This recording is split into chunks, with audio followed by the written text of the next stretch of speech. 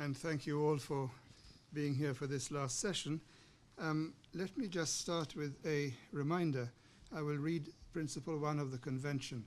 The parties should protect the climate system for the benefit of present and future generations of humankind. That's a point already made today by the teacher on the right, on the basis of equity that will be discussed tomorrow, in accordance with their common but differentiated responsibilities and respective capabilities. Accordingly, the developed country parties should take the lead in combating climate change and the adverse effects thereof. I add the commentary that taking the lead implies that somebody will follow. Now, that is what we're going to discuss today. Another way of presenting this issue was to use the phrase which Chris Dodwell did before he had to leave. But this is the after you Claude discussion, who goes first, and the issue today is how do we define Claude. I was reminded recently, a few weeks ago, that I've been personally confronted with this question for over 40 years. Perhaps I should actually make a pause here and ask if anybody from the ODI is in this room. Okay, too bad. Yes. Well, ODI happened to be my first employer and my second employer, and my springboard into the UN. So thanks to the ODI, please convey that to your colleagues. But early in my UN career, I was parachuted into the Secretariat of the United Nations Conference on the Human Environment, which took place in 1972 in Stockholm, and was preceded in 71 by a symposium, a seminar on development and environment, which was an attempt to build a platform for the participation of developing countries in the discussion of an issue that was considered basically a rich man's problem. And looking at the report of that symposium, I came across the following comment on the report. It says it brought out important differences in the perspectives of industrialized and developing countries, while making a compelling case for common action in some areas. So they had differences and commonality already 40 years ago. In the period since then, of course, the order has changed, and the differentiation comes second and last, and perhaps leaves the strongest impression, since it's the last word that counts. And I'm also informed that the formula that was eventually adopted in Rio in '92 was initially common and differentiated, and then became common but differentiated, which strengthens the differentiation further. So the question which we've been discussing in the last two sessions has been very much of how can we enhance the commonality in action, the sense of the common issues, the common interests, the common opportunities. At the same time, there's the political need to differentiate in a way that is perceived to be fair, equitable, and at the same time, which maintains effectiveness, ambition, because you can also be fair doing as little as possible. So that's my introduction to the discussion today. We have two main speakers and one respondent. To my left, Christoph Schwarte from the International Law Association.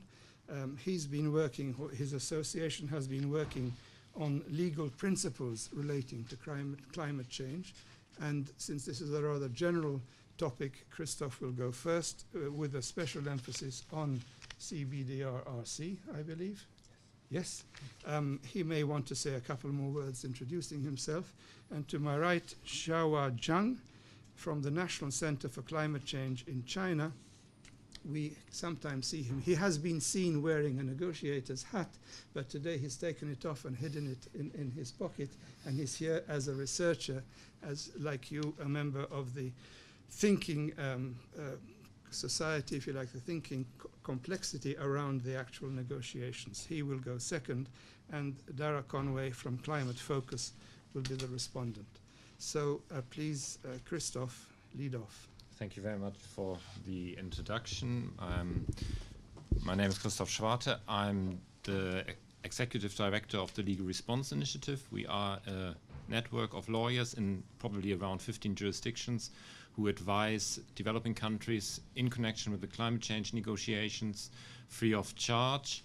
And when you go to our website at the moment, you'll see there's a clock ticking, and it indicates how many days are left before we need to reach a new international agreement.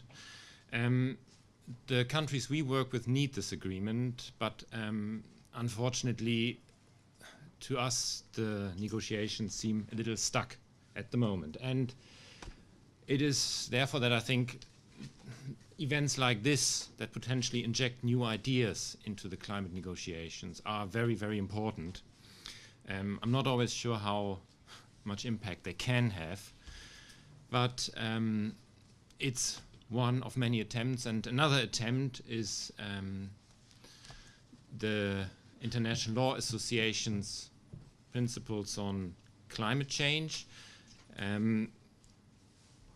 I wanted to say a little bit about the history of these principles, their scope and purpose, introduce maybe some highlights, and then focus on CBDRRC and the potential impact on the 2015 agreement these principles may have, because lawyers are always tempted to be lawmakers as well, and we often sit in these negotiations and negotiators turn to us and ask for advice, and then I often have to say, unfortunately, the law here is not the problem. The problem is that there's a lack of political consensus on certain issues.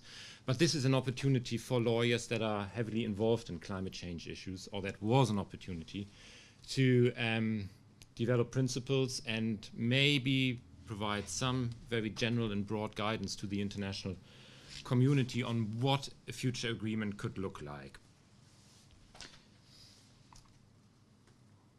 The International Law Association is the largest network of international lawyers globally, and similar to the International Law Commission, a General Assembly UN body, it seeks to progressively develop international law and codify international law.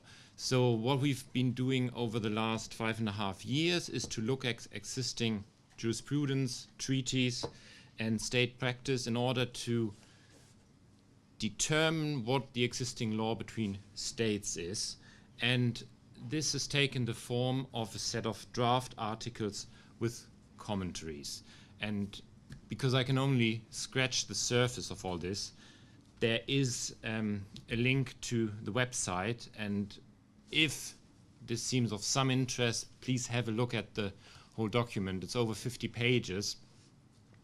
But I think it is food for thought, and it is also the outcome of negotiations. So when I wanted it to be more radical at times, others didn't like that. But I think overall it's inspiration, and hopefully something negotiators will use. Its scope and purpose was to identify what the public international law is relevant to climate change issues. So you won't find anything on the polluter pays principle, for instance, because that is generally perceived as relevant for domestic legislation, not for international law. The document that we finally adopted in April in Washington this year, unfortunately it wasn't called the Washington Principles, it's just called the ILA Principles now, is set out in draft articles because some of the committee members initially thought it would be a good idea to promote and put out a new convention. It very much focuses on, it only focuses on human activities. It looks at emerging and already existing legally binding principles. It doesn't deal with consequences and compliance. It at times significantly overlaps with the existing law, the law that's already codified in the UNFCCC and the Kyoto Protocol. And that's because we've been looking at state practice and treaty practice. And the overall idea, as I said, was to influence the climate negotiations and possibly this 2015 agreement that we will hopefully get. These are the principles: sustainable development, equity, CBDRRC, special circumstances and vulnerability, prevention, precaution, international cooperation, good faith, and interrelationship. Interrelationship describes the relationship of one area of law with another, so that when you talk about climate change, you need to take into account, for instance, human rights or the law of the sea. So I can't cover them all, but I thought I'd highlight a few principles that I think are particularly relevant and some of the findings of the committee. And to start with what some might perceive as a legal bombshell, the principle of prevention, captured in draft Article 7a, is the principle that describes a state's responsibility or obligation to act in a careful and diligent manner and not to cause harm to the environment of other states or the global environment in general. It goes back to a decision of an arbitral tribunal at the beginning of the last century and was then subsequently incorporated into various international conventions, policy documents, and most authoritatively accepted by the International Court of Justice in the advisory opinion on nuclear weapons.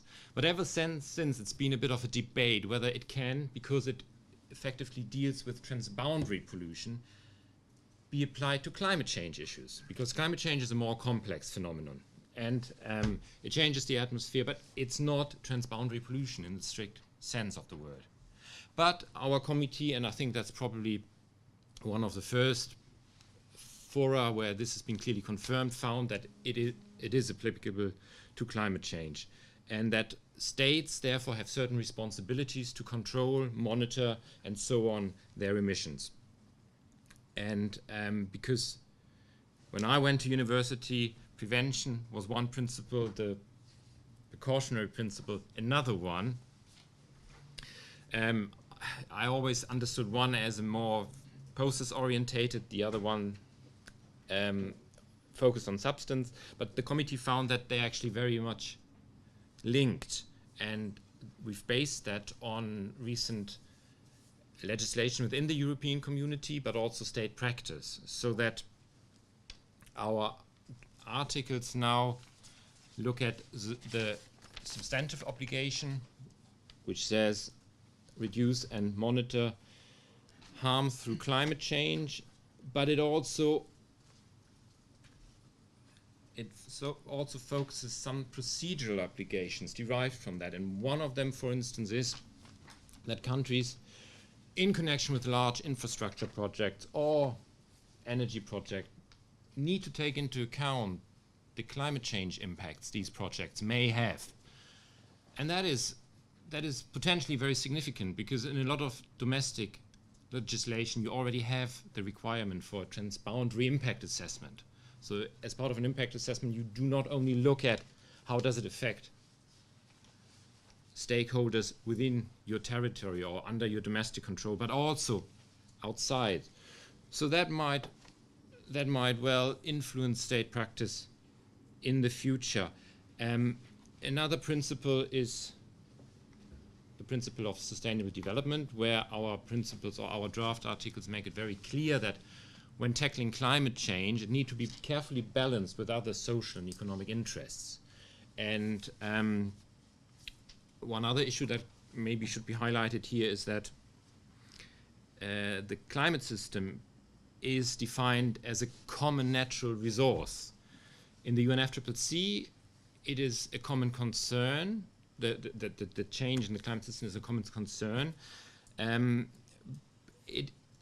It could have been defined as a common property open to some form of appropriation, but the committee's chosen a term that focuses more on the protection in the interest of future and current generations. But at the same time, it has not declared it a common heritage of mankind, which would have been another option. International cooperation, draft Article 8, is very much an underlying principle. I think without international cooperation, there wouldn't be a new convention and there wouldn't be ongoing negotiations.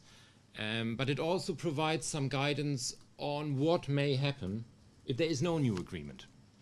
Then international cooperation and the obligations derived from that are potentially all the international community has. And there we've outlined some examples that, for instance, states have an obligation to gradually develop international law and fill all the existing gaps, for instance, when it comes to peace and security, or to disaster response measures.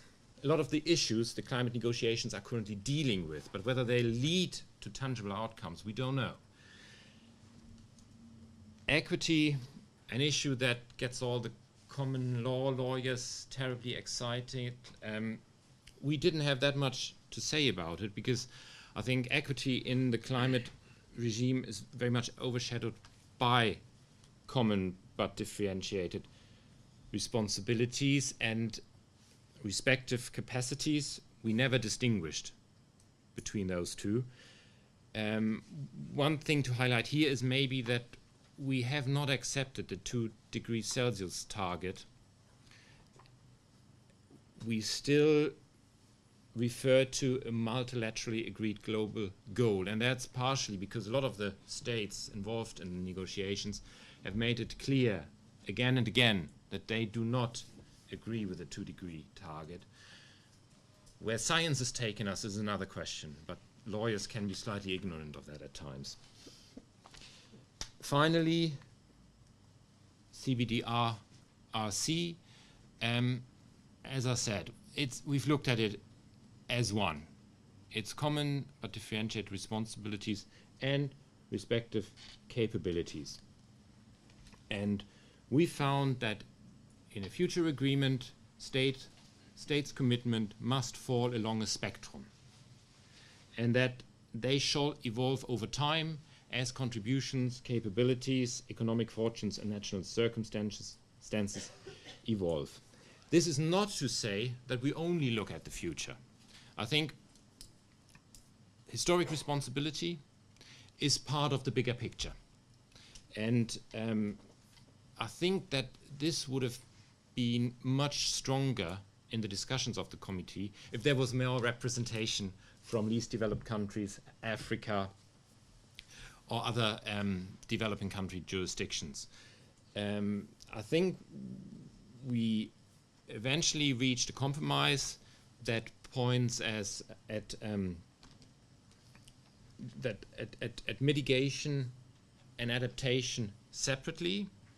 And on mitigation, for instance, we think that developed countries still have a leadership role, and the same applies to financial and technical assistance, because here, for instance, developed countries have taken on certain responsibilities in the past and not met them. So I think rather than to focus on what comes next in the future, I think the existing legal regime and parties' performance under this legal regime needs to play some kind of role. So the convention is a living instrument, therefore it would be, I think, a big mistake to continue using a formal distinction between developed and developing countries. And I think there's very little that the law has to give in order to, support such a view. I think it's a dynamic process, and because CBDR also has to be balanced against other principles, like the principle of prevention, for instance. All countries need to take on some sort of responsibility, obligation, commitment in a new agreement. And finally, one principle that sticks out in the climate convention process is the principle of special circumstances and vulnerability. And that goes back to the Rio Principle 6 that specifies that in particular countries that are vulnerable to environmental threats and impacts their interests should be taken into account. So that this is also potentially very useful guidance for the climate change process, where climate vulnerability in the agreement has been defined in the same way as, for instance, vulnerability to response measures. So it's different from what was envisaged under Rio Principle 6. But when you look at the actual practice of the parties over the years, although response measures and the vulnerability to response measures is always mentioned on the sidelines, because Saudi Arabia or another oil-producing country stands up and ensures that the actual practice is that, you know, developed countries have supported countries that are vulnerable to climate change, that are vulnerable to the direct impacts of climate change. So I think this is a useful legal principle that will help to differentiate between different developing countries, and maybe in the future it's also something that's useful to bear in mind when you think about the responsibilities of maybe the Netherlands vis-a-vis, you know, Germany. But I think that's very creative thinking at the moment. And for the new agreement, what does it mean? I think on a very basic level, I think if you look at it from a legal perspective, only you probably have to expect that developed countries accept their liability for greenhouse gas emissions to some extent for a certain period of time when governments were aware of the impacts of greenhouse gas emissions, and then in a new agreement make up for it. I wouldn't say compensate, but somehow find a way to balance the playing field. And from 2020, then it is, I think, a new start. And the atmospheric space that is still available should be managed as a common natural resource in the interest of humankind. And that's also, I think, when clubs and coalitions of the willing can get together. But I think the move away from the formal differentiation essentially opens the door to a flexible framework that will encourage the best effort. And that's, I think, why these clubs can be important. I think when I hear coalition of the willing, it reminds me a little bit of the coalition that George Bush put together to invade Iraq, and that was contra legis. That was against the existing international law at the time. So I think we have to be careful how we look at it, because the law still has a role to play, and responsibility for greenhouse gas emission still plays a role in the new framework. And I think the role it plays is that, or the main role that it plays is that it creates an obligation on developed country to provide resources and technologies. And we already have something along those lines in the UNFCCC 4.7, 4.3, but it's not a straightforward obligation. And I think it's potentially a deal breaker if developed countries agree to a system where they make legally binding financial commitments that are transparent and predictable. And I think a lot of the growing economies would really jump at that opportunity. But I mean, that's probably the ideal moment to hand over to the next speaker. Thank you very much, Christoph. Thank you. It was a detailed presentation, very clear. I've picked out from it in particular the idea of a spectrum, your word, evolving over time, without formal distinction between developed and developing. At the same time, you refer to the responsibility of developed to assist the developing in the context of their vulnerability in particular. So maybe when we come to questions, somebody will ask you that question, or at least I'm asking it now, but don't answer it now. The other thing which is very interesting but needs more definition is the idea that from 2020 we have a new start at the management of a common natural resource, which is the climate, and how that would be done. We maybe will probe when we come to the discussion. Thank you very much. I now turn to Xiao Zhang. I'm sorry if I get it wrong, but I challenge you to pronounce my name.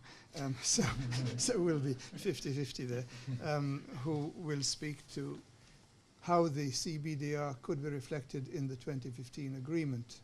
Please. Thank you very much, Michael, and it's really my pleasure to be here, and also thanks to the CDK and to invite me here, and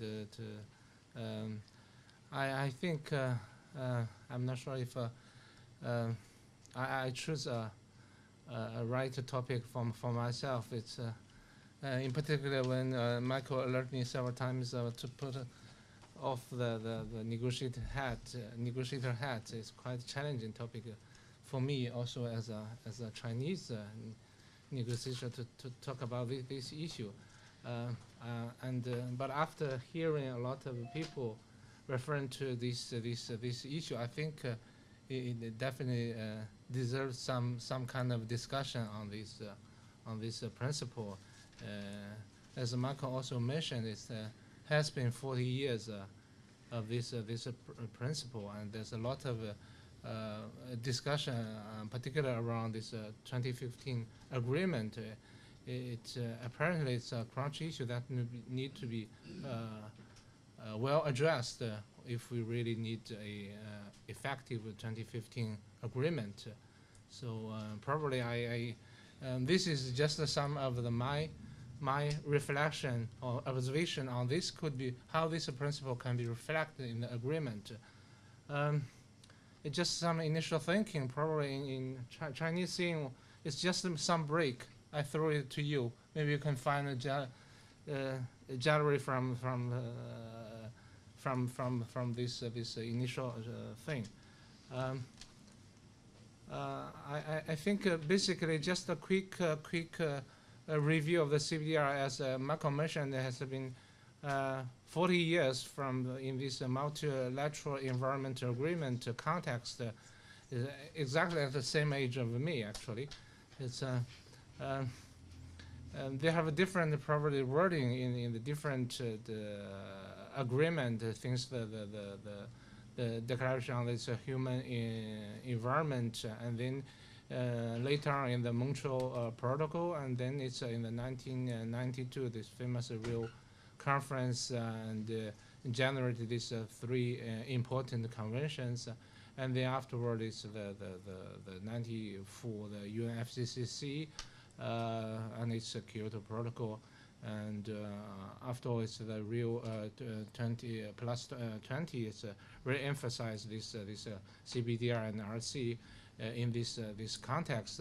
I think basically this give you the impression basically how this principle is important in this context, in particular about the issue we're talking about here. In particular, in this climate change context, it's definitely it's a founding principle for the convention and the protocol. If you look at I think it's well known for all of us that the division between the developed country and developing country, or more formally in the Annex parties and the non-Annex parties, and also the Annex 2 parties, and also in the Annex B of the Kyoto Protocol. So basically, that's from the general division we used until now about this country grouping. But the thing is, why this principle is so important? Why there's some people say this artificial division of these countries? Why this is a reflection of the CBR in this way, in this convention, in this context? I think the fundamental thing is this reflect a equity in which is crucial for international cooperation. I think that's two key words: is a common responsibility, but also differentiated responsibility. That's quite describe the things the responsibility we need to take. and it considers basically the division of the developed and developing countries, the general development stage, and specifically also the economic development stage, and also the historical responsibility. And I think also there's a political aspect. There's traditional grouping of the developing and developing countries. All these factors are considered when they form this kind of group. It's not a top-down approach. It's people, I think, gathering by nature. It's more a bottom approach. They have the reason, and together. I think this made this important when these and for also effective for this negotiator to move this international cooperation forward. But along in the last, particularly in the last decades, I think people witnessed a lot of changes in this world. I think, in particular, related to climate change, there's the main trend from the conflict into this cooperation, and after in the 20 years, in particular after 1990, and there's a general trend of globalization, and there's an emerging economy, and clear shown by this economic development. They share they're in the global GDP, and I think also this emission GHG emissions grow continuously in the last 40 years. This is all the changes that trigger the people to reconsider the CBDR. How can this principle still this principle valid, and how this can be reflected in the new agreement to move this international cooperation forward. So basically, that's I think we can just pick up a language from this Durban platform to reflect the different thinking of the parties in this principle. I think when they decide to have this Durban platform mandate, they said one word is under the convention, another is applicable to all parties. I think this reflects the two sides of the thinking on this CBDR. It's quite it's a keyword for the 2015 agreement. I think if we can just look at this mandate in just this one sentence, it appears twice here.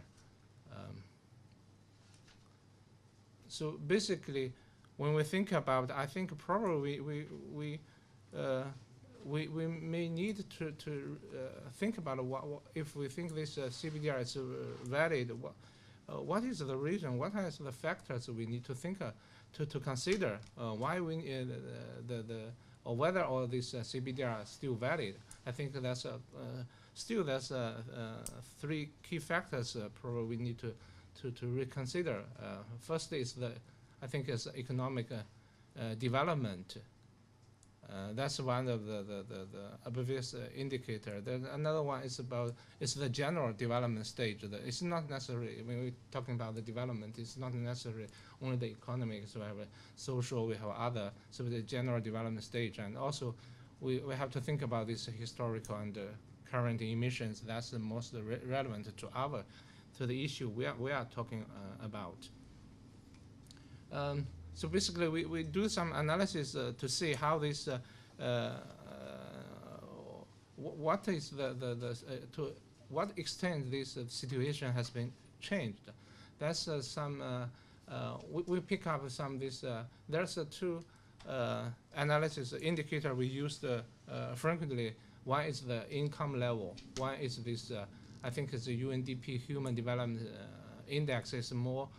General index consider many other aspects. So basically, I think that you can see if you look at the high-income countries, if you compare the NX1, there's a 85% NX1 still in the high-income countries, but for the NX2 countries, they're 100% in this in high-income level. And if you compare this very high human development level, there's a similar figure. NX1 countries, they represent 85% of NX1. They are in a very high human development level. And for these NX2 countries, there's 100%. All of them are in a very high human development level. So basically, that's reflect one aspect. But another aspect you can see is for the high income, NX1 countries, they are accounted for 45%. The rest are non-NX1 parties. But for the human development index, a bit different. Basically, the 75% of the very high human development countries are NX1 countries. So basically, that's reflect how this the situation when you consider the real development stage.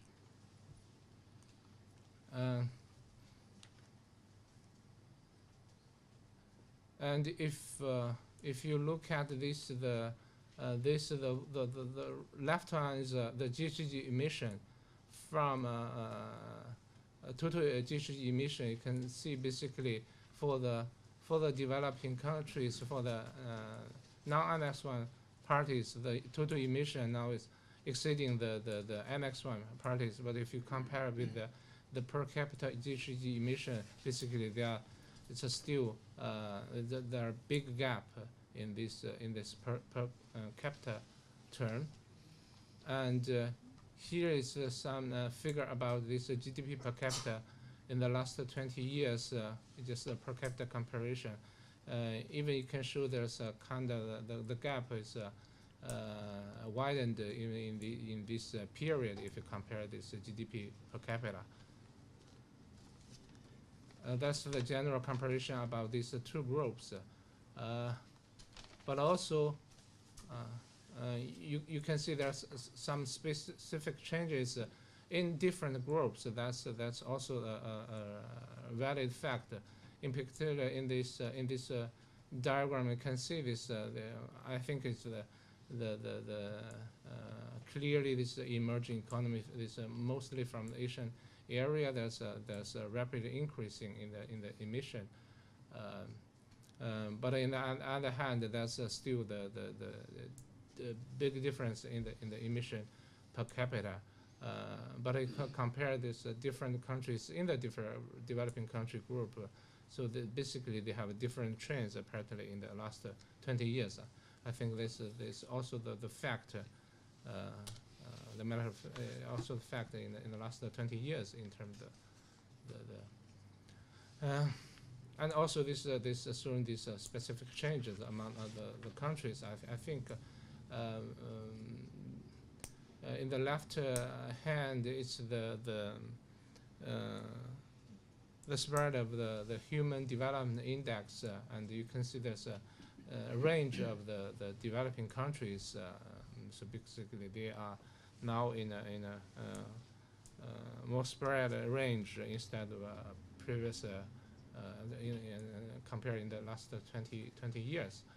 So I think the conclusions, at least from my point of view, is there are still general division between the developed and developing countries. The general division still exists, but also the difference are emerging among developing countries.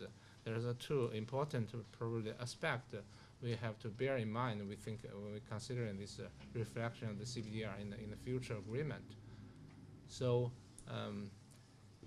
how to reflect the CBDR in 2015 agreement? I think that's the most important thing we think about, the most relevant in the next stage of negotiation. I think the CBDR principle is still the key to ensure the equity in the 2015 agreement.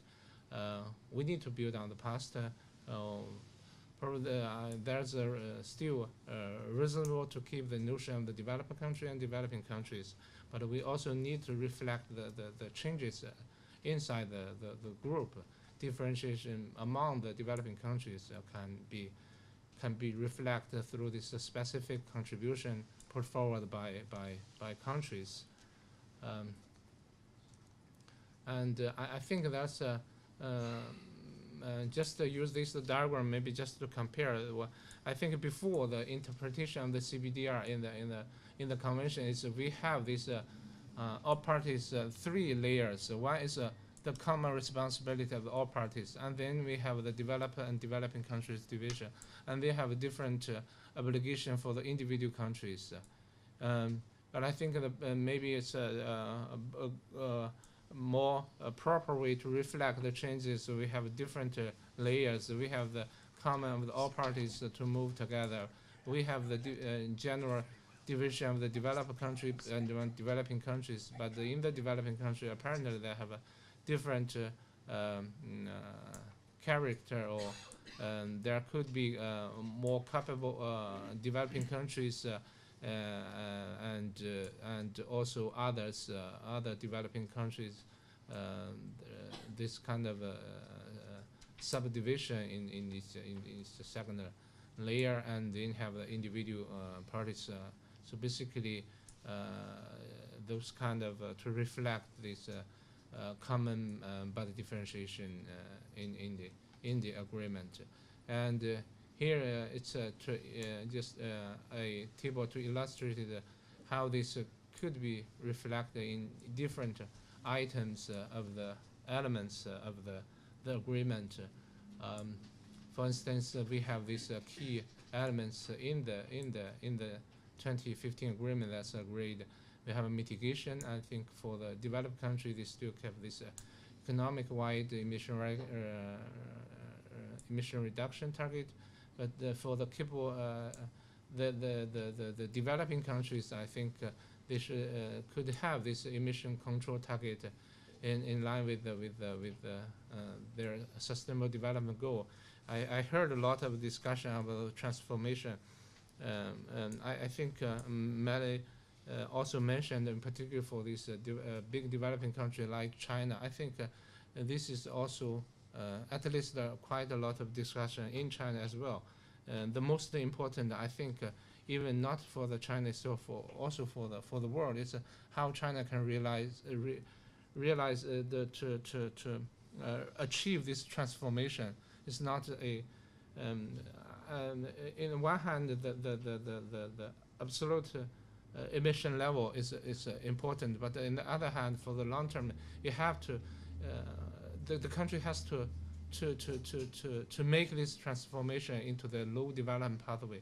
How to make this transformation? That's the most important thing, no matter for the world or for the country itself. And for the others, probably they can still continue with this NAMA approach. For the adaptation, I think there's a very useful notion of this national NAP, and for developing countries to the contribution of this global adaptation goal, and for the developing country to implement this national NAP in the national level. And for the financial technology capacity building with the support, I think it would still be an obligation for the developed country to provision of this support to developing countries. But for some of the developing countries, I think it's important basically to engage or promote this South cooperation, also the triangle cooperation, North-South cooperation. I think that's should be a way that people can work on to how to further strengthen this South-South cooperation in climate change. And for the listed developing countries, I think how to properly identify the needs and provision of the environment in neighboring environment should be important. And for the MRV issue, I think would be helpful. We have this common. We continue with the legacy from the convention of the KP Bali Action Plan, the MRV system we built, and would be useful to move gradually to a common accounting system. But for the developing countries, some developing countries, they can gradually move to this common accounting. But I think there's a limitation on this. I would say on the accuracy of this data. That's definitely they can use the same approach, the same accounting rule, but in terms of the data accuracy, maybe there's a different. Could be have some flexibility. So basically, in all these terms, if this CBDR can be reflected for the legal form, I think could be a same legal nature for all both parties. For developed and developing. Yeah, I think that basically that's some of our general thinking on this. And thank you, Michael. Thank you, Jean.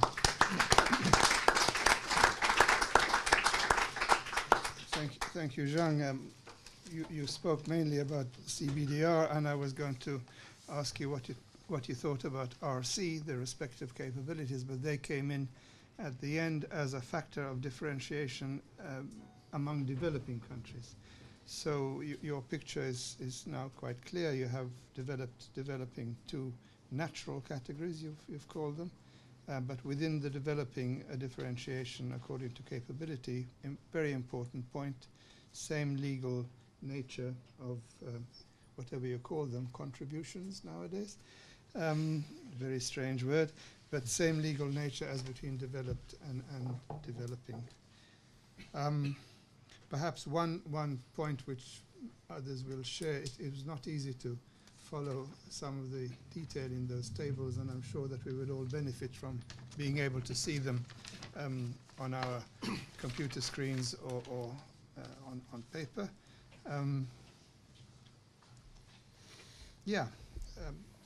I think we've had two very interesting approaches here, obviously different approaches, in particular on the question of what is the spectrum and where is it located. Is there one spectrum or are there two spectra? This is the champion of one spectrum, this is the champion of two spectra. And I guess I would add, do these, in contrast with the last table here, could those spectra conceivably overlap? Comment from Dara Conway. You've been allocated 5 minutes, Dara. The two speakers have gone somewhat beyond their 15. If you could not go too far beyond your 5, then we'd have... You better turn that clock this way. I will do that. Thanks. We will then have about half an hour for the rest of us to get in. Great. Thank you.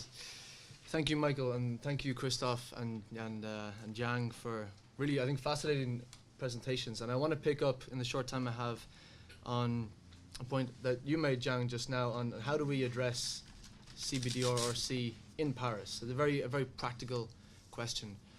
And I want to frame that in the context of, I think, of having a simple, a relatively simple, but agreement on CBDR in Paris that addresses the fundamentals while eschewing a lot of the detail that can bog us down.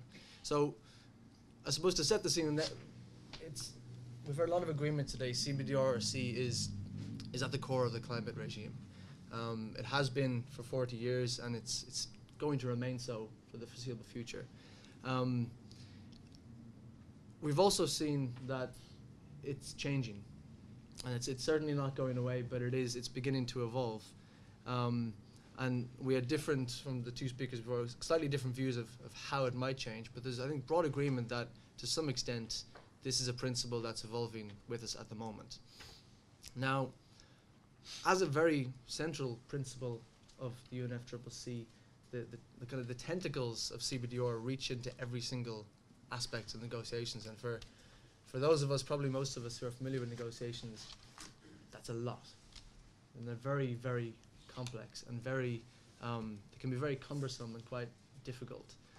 And the UNFCCC and basically everything that's happened since has always been negotiated as package deals, which is very, very important for linking everything and for making sure that every country is satisfied that they have their interests represented in the package, but they're also very, very difficult to get package deals. We've seen that with the intransigence in the climate regime. We've seen it in other regimes. So now we have CBDR/C. It's a changing principle, and it affects pretty much every single part of the negotiations. Well, that makes a lot potentially to renegotiate. Zhang in his table at the end mentioned 5 areas. I think these are 5 core ones, but there are more. Now the question is, do we have time before Paris to negotiate all these different elements? And I think, for me, the answer is a resounding no. I think earlier it was alluded by Michael Grubb and by others that probably in Paris we're not going to have a very comprehensive deal. Probably not even as comprehensive as the Kyoto Protocol. Probably there's going to be a lot to negotiate afterwards. We're going to have something like a framework that covers the basics and leaves us still quite a lot of work to do in the run-up to 2020, but covers the core fundamentals. And that, I think, is the challenge, is to get down to the basics, avoid the complexities that have bogged us down, achieve broad political agreements, but also not to leave too much open for the following 5 years. We saw after Kyoto, particularly in land use, in LULUCF, where essentially there was renegotiation of what was already deemed to be concluded in 97 through negotiating the rules. And we need to avoid that, but we also need to avoid having too much complexity. So there's a balance to be struck. So bringing it back to CBDR, what does this mean? And a disclaimer to start off with, I don't have an answer, but I'd like to just kind of raise this question and maybe open it up to the panel and to the floor afterwards, is how can we address CBDR/C at this basic level in Paris in such a way that we reflect the agreement of parties on the major issues, allow more negotiations to happen, but don't allow negotiations on the core issues to be reopened. And 2 suggestions that come to my mind is, well, the first is just to take the 4 or 5 key negotiation topics: mitigation, commitments, finance, adaptation, essentially what we saw on Zhang's table, and agree on the key elements of those, and agree on what technical details can be negotiated later, and that we don't mind that much, or on those technical details but that we have a core agreement now. What are those? What are those? And the second thing comes from the ILA principles, and I wonder, do we have scope for integrating something like this in the UNFCCC? This kind of progressive development of CBDR/C. I mean, I don't think we're not going to get an amendment of the UNFCCC, but can we have some legal recognition of the change in those principles and how it has changed? And if so, what would that be? Now, I understand this is clearly going to be difficult politically. The ILA principles have the advantage of having a certain legal gravitas, but I think, as Christoph mentioned, there was maybe a majority of developed country participants.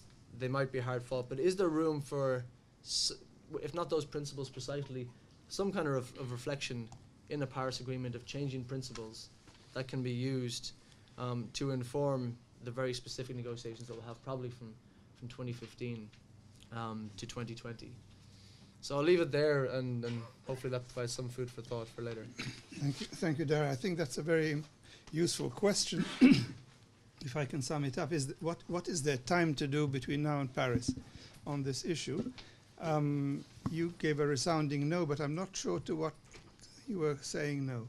I would say, if I can interpret you, that if you're saying that there's no time or no sense in renegotiating Principle 1, I would agree with you. The question is how to apply it, because there's nothing in Principle 1 that precludes a single spectrum. All it says is that developed country parties should take the lead. That could be at one end of one spectrum. On the other hand, Zhang has taken the position, which is shared by many, that there is political and natural sense in looking at developed and developing as two groups. In fact, Principle 2 talks about the specific needs and special circumstances of developing country parties. Let's perhaps not spend too much time on discussing the renegotiation of the convention. I don't think that will get anywhere, but how to apply it in a way that responds to the Durban mandate under the convention applicable to all parties. There's half an hour approx for the rest of this discussion. Let's have some quick comments or questions from the floor, and then I'll give each of the two respondents and perhaps Dara time to get back in to wind things up. Henry Dermont back in the back of the room, I think.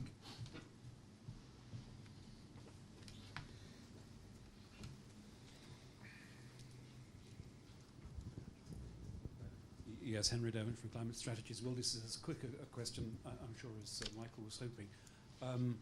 And it is to ask Dr. Zhang how he defines capable. Thank you. Next question or comment? Back of the room. Seems to be a concentration there, but Yes, Simon Maxwell. Just cut through the kind of the thickets here. What happens if every country makes a commitment by the beginning of next year, and that those collectively add up to something close to the target that will get us to 2 degrees, and then we don't have to bother about CBDR at all? It's done. Or conversely, what happens if everyone makes a commitment and it's kind of nearly there, but a bit of twitching?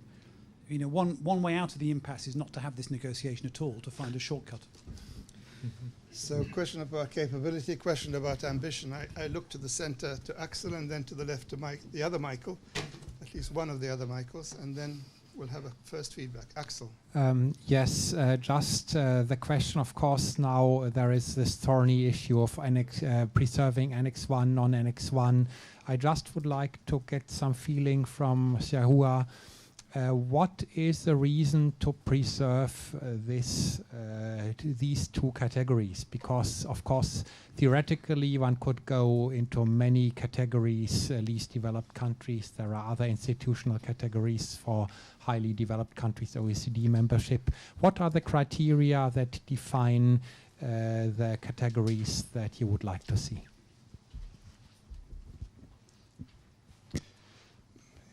I'll come in the next round. Come now. Intrigued to hear the answers to those questions. A couple of provocations. One on, is there time enough? Let's remember the first ever meeting of the International Negotiating Committee was only 18 months before the convention was agreed. You can achieve a lot in 18 months if you really want to. Now, it's a very different history, but I also do say that because everybody seems to think of Paris 2015 as being the successor to the Kyoto Protocol. What will it be? I just feel, am I the only one that feels it's almost more like actually trying to do what, shall we say, the combination of Rio and Berlin did, which is slightly restructure the assumptions upon which more binding specific commitments can then be built, so that it is a precursor to a protocol that would follow. In which case you have a somewhat different kind of game plan and expectations, and it's the restructuring of the underlying principles, categories, whatever, building on the existing convention. That is a really important thing, even though it sounds modest. And my final comment is very, very interesting, but I think in Xiao Xiaozhang's comments, it may come as a surprise, I think we need to think of differentiating the Annex 1 group as well. I mean, if we have Annex 1 and non-Annex 1, I actually do not see the US, European Union, Canada, Australia, Russia, all being in the same category of what they are willing to do. And I think it might prove very helpful to actually, if we're going to maintain the high-level distinction, to differentiate both legs of it, because that may also facilitate more interesting constellations going forward. Thank you. I think there are two types of question here. One is essentially to Zhang. from Derwent is how do you define capability, and from Axel Michalova, what are the reasons for preserving the Annex 1, non-Annex 1 distinction? And then the others are, well, questions, comments. Maxwell is saying, if we do well with our ambition, then we don't need to bother about these things because we'll have got where we want to go. That's very optimistic. And then from Michael, perhaps Michael Grubb, looking maybe less optimistically at prospects, saying, can we perhaps define Paris somewhat narrowly as a step towards something else in which this issue could be resolved, if I've got you right. I turn those questions to the two presenters. I guess I should give Zhang first crack because they're mostly to him. Thank you, Michael, and thank you for the question. I think that's a excellent question. I actually had some thinking after this. I was in Berlin for this IPCC Working Group 3 meeting, and there is quite a debate on this country grouping issue. When they bring this the country grouping by income level, and this blew off all this discussion, and finally there's no conclusion around this related to the country grouping. So basically, afterward, I'm just thinking, why there's this kind of thing happening? What is this basically also linked to the definition of the what is the capable developing countries. I think that's what I just mentioned. For this kind of country grouping, I think why there's a division from the developing country and the developed country. It's not imposed by anyone. They are just formed naturally because they have considered different factors and they come together. And naturally, they form the group. And then you cannot use an indicator to say you are the same group. You should stay together and you do the same thing. This will never happen in this negotiation. That's the reality. I use this metaphor like a marriage. You cannot just use indicators. Say one man and a woman, you are a couple. You should marry. I think you have to. We have the common sense of who will be the capable countries. You look at the indicators, but you don't use the exact indicator to say someone you are capable. You do something. But I think we both think this top-down approach and bottom-up approach. You have indicators, but not use the indicator because the country will realize the expectation from others. They will identify themselves, position them properly. I think this is a two-way. It's not just use the indicator to see who is capable, who is not capable. I think that's that's at least my observation about this Annex 1 differentiation. I think definitely I agree that's also needed to do the Annex and differentiation. But it's just according to my observation in this process, the concern for this difference between the developing countries is more stronger than the differentiation from the Annex 1. It's like you have to solve this this issue before you can move things forward. So basically, it's just for the maybe I think that's for the priority or for the time. It looks this is a fundamental things to be solved first in order to move forward to get this 2015 agreement down in Paris. Christoph, perhaps in responding, you might also respond to my comment about how you maintain the obligation to assist when you've scrapped the distinction. Yeah, I think most of the questions were directed to Zhang anyway. Yes. So, but maybe then very, very briefly that I don't think there's any appetite amongst the negotiators to discuss academic principles or to embark on a discussion. What does CBDR or RC mean? I think in order to change the annexes, you would need to break up the Group 77 in China first. So in order to reach a meaningful outcome in Paris, it is very much about the application of CBDR, and it can be done in 18 months. It has been done in other international fora. The problem that we face, however, is that in these other international negotiations, the outcome has always been very clear from the outset: a new international agreement on, or a new instrument on. While here, in the climate change negotiation, we really don't know what to expect, and different parties expect different outcomes. And I think my personal view is that in order to get there in Paris and achieve something meaningful, you would also need to suspend the negotiations in other areas. You would really need to focus on this agreement. And that's also, there's precedent for it in the international arena. And the did I somehow touch on your question? No. Fair enough.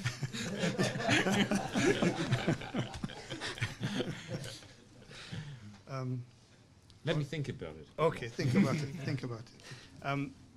There's still a few more minutes. Some other quickies. Gentleman with the beard. Thank you. The other My little provocation may get linked to Michael Graba and Axel Mikalova, what they said and what they didn't say. That is, is there still a need in this current context to group countries under specific differentiations? Isn't it more reasonable to go for common but individual responsibilities, where indicators such as per capita emissions coupled with historic or whatever may help us identifying the proper responsibilities of the individual parties without need of calling them Annex 1, non-Annex 1, developing, developed, etc. Okay, I'm not sure if there's going to be an answer to that one, but lady, I should know your name because you're one of the hosts here. Sorry, Helen, yes. Sorry. I think I'm going to use this opportunity to ask a question to a lawyer. A question that's been bothering me for ages. What is a legally... Is it on now? Yeah. There comes the question. What is a legally binding agreement? And what is now in the current agreement? What is an agreement with legal form? What is how do we differentiate between those terms? I'm really curious to hear about that because it's apparently very important. People negotiate about it for a long time, so I'm very curious. On CBDR, as you're all talking, we look at CBDR exclusively on the level of countries. But I was wondering, in the context of kind of evolving the concept of CBDR, could you also look at common but differentiated responsibilities of groups, industries, individuals, people within countries? So could it be a guiding principle for developing policies in the national context that we've also been talking a lot about today? I think this concept is very much stuck on the international level and applying to countries. I was wondering whether there's potential for... That takes us, both those questions actually take us a little way out of the agenda, but there's a little bit of time, so maybe we can get to them. One more question? No, okay. I think I'll ask Christoph to reply to that one and comment if you wish on the one before it. I think what is a legal instrument will take more than 5 minutes. I mean, I've noticed that there'll be no gunboats steaming up the St. Lawrence River to impose upon Canada its obligations under the Kyoto Protocol. I guess it's a question of your reputation if you go against something to which you've said it's on which you've signed. But anyway, Christoph will answer that. Whether an intergovernmental agreement can apply conditions to industries or groups within countries. Perhaps that's not what you're asking. The question you're asking is whether this concept can be applied nationally. On both, I turn to Christoph. It is a principle that applies between states, but I think least developed countries made the argument when they suggested the introduction of an air transport levy, that would be an application of the CBDR principle on a more individual basis, because rich people fly, poor people don't, and so I think it's not out of the question. But traditionally, you really look at it on an interstate level. And yes, I mean the other question about legally binding agreement, that it's vast and wide, and I think there's a formal component to it. In order to be legally binding, states need to ratify it. What they ratify is not automatically legal binding, because it also depends on the substance. So you have a process for legal binding, and then you need to look at the substance. The Biodiversity Convention, for instance, has been ratified by almost all states, but it contains very few legally binding provisions. So there are two levels. My argument in favor of a legally binding agreement always is that there are countries that totally comply with non-binding instruments, policy instruments, that take non-binding declarations very, very seriously and really implement COP decisions in the convention process, for instance. But the argument in favor of making something legally binding is that it provides, I think, for instance, NGOs like Greenpeace or WWF with the levers to hold a country like the US or Germany or the UK accountable under domestic law. So I think that's maybe the main difference I personally see. I suggest that that's a very good topic to take up during the reception. No, seriously, it's a very important topic, but it's not something we're going to squeeze into 5 minutes, because I'm sure there's lots of other opinions on that issue. Tara, would you like to have 1 minute and a half? Sure. I think, well, I can only really agree with Christoph on that. As an international lawyer as well, we're always in favor of the more binding, the better. But that's kind of a bias we have.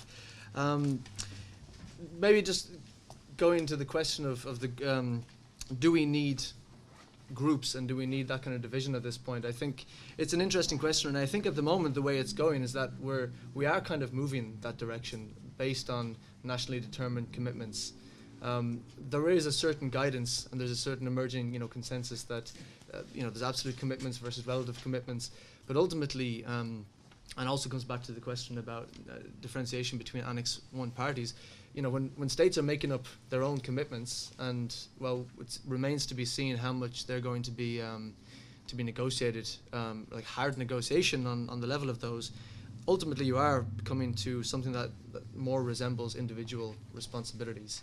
And again, as a lawyer, I'm not really in favor of that, but I think that is kind of the way it's going at the moment.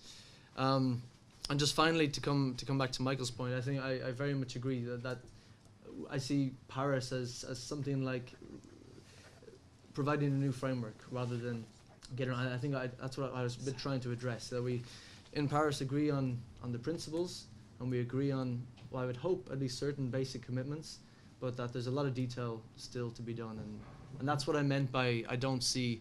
We're not going to have time before Paris to make a new Kyoto as such, but I do have hope that we make something that has a core set of principles that we that provides a good foundation for building on in the years after that. Thank you. I asked Zhang if he'd like another 1.5 minutes. He said no, thank you. I'd like to make a few comments myself to wind up within the time limit. I think the issues raised by Simon Maxwell about ambition sort of trumping everything else, and Michael Grubb about what actually is the aim of Paris are much broader than this discussion, and will perhaps continue tomorrow. What we've been talking about here, I believe, is how to apply the existing principles, not amended, in a way that corresponds to current political and economic realities. I personally feel that it is possible to address that issue in the 15 months, is it, that are available? No. How long do we have till Paris? It's actually not Paris. Let's stop calling it Paris. It's Le Bourget. The Le Bourget Conference, yes, which is just past the Stade de France. Not quite what people think of as Paris. It's 18, 19 months to Paris. We negotiated, or at least people around me negotiated the convention in 15 months, between February 91 and May 92. So this sort of thing is possible in that time. In my view, the formulation of principle number 1 does permit a variety of responses to the concept of common but differentiated, including the possibility of having just one spectrum, but it also could permit 2 spectra overlapping, so that I used to say Ukraine, but I'm not sure if I should anymore. Ukraine doesn't have more obligations than Singapore. There is, in fact, at the same time as I still understand, I having been born in the British Empire and now living in the European Union, still understand that South and North mean something. I feel that. I've implied that earlier. At the same time, there have been growing inequalities on both sides of that emotional and political divide, and they have to be reflected. Fairness is not just a measure of countries as blocks of people, but it's also a measure of how policies affect individuals. And one thing which will be very clearly in people's minds is that poor people in rich countries should not bear burdens that are not borne by rich people in poor countries. This is not a sort of that the result in Paris should reflect the fact that there are many billionaires in non-Annex 1 countries, and so on and so forth. Annex 1, don't forget, was a process of self-selection. It was not imposed. Raúl Estrada, at the time, I think, vice chairman of the INC, went around the room saying, "What annex do you want to be in?" He spoke to 2 Turkish delegates who gave 2 different responses, and that gave rise to some problems later on. So it was a process of self-selection. And joining Annex 1 is also a process of self-promotion. And one of the few elements of pride that I have personally in the process is that Malta joined non-Annex 1, not on basis of any substantive criteria. We made it very clear to point that out, but because we had politically shifted into the EU. So there's an element of self-selection in this, which is something to be borne in mind. Yeah, I think that's all I have to say. I've certainly enjoyed very much sitting under the ODI logo, although it's changed in 50 years since I first saw it. I want to thank Andre and the other organizers for the opportunity to be here with you. Thanks to the panelists, thanks to you for staying with us, and I hand back to Andre to tell us what's coming next.